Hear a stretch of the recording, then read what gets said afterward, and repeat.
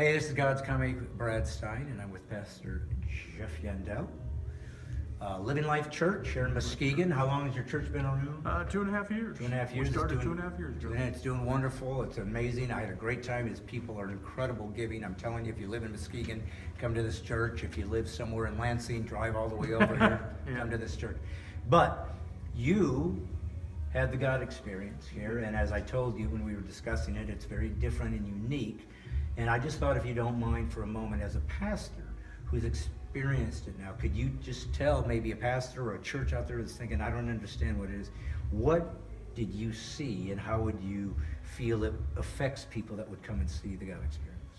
Well, if I was going to tell another pastor, I'd say, first of all, the thing you need to do is you need to think about the unbelievers in your community.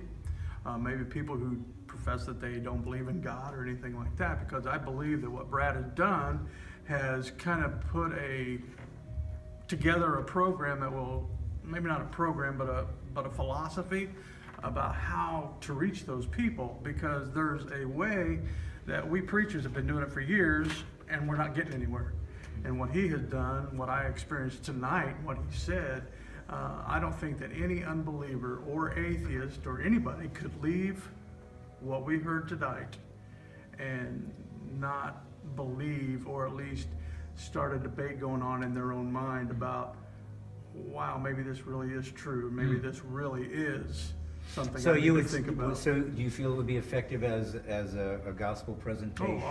Yes, most definitely. Yeah, I think the gospel was very well explained tonight, and I think that there had to be some people here tonight that hadn't ever believed before that did.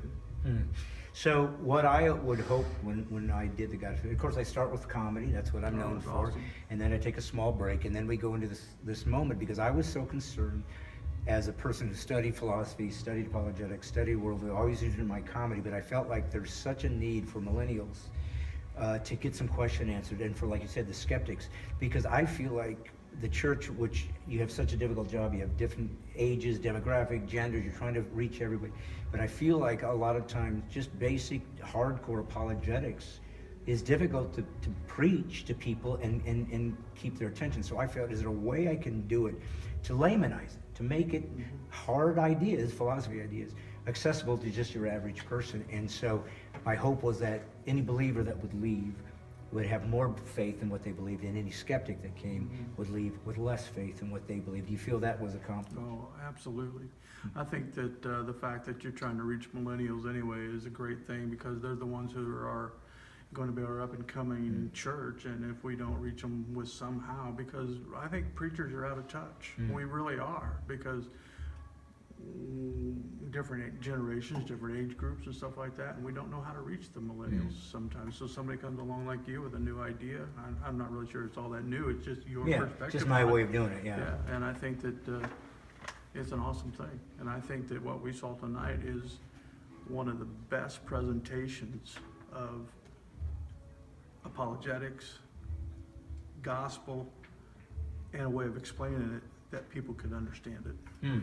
And so do you think adding some of the magic in the sleight of hand to enhance it, do you think that was helpful? It was awesome. And what was the most interesting thing you think I did? That's crazy. All of it? No. Well, which part do you think was the most stunning? Well, as far as the comedy is always great, but I think the last part, the second session that we did, I think that just the card thing was cool, but obviously the kids with the sword and all that at the end. What happened with the sword? Oh, the sword. What happened? Well, Tell them. The sword got swallowed. You mean there was an actual, genuine sword swallowing There in was, this apologetic? What kind of brilliant mind would create something so fascinating as an actual sword swallowing in an apologetics to make people believe in God? And yes, that's exactly what happens at the God of Spirit. Pastor Yandell, thank you for having me. Again, this is Living Life Church. If you're in Muskegon, this is a place, I'm telling you, they're one of the most giving churches I've ever been in. They're great people, and they truly care about the community and about the gospel. So God bless you all, and I'll see you later. This is God's Comic, Brad Stine. Bye-bye. Thank you, sir.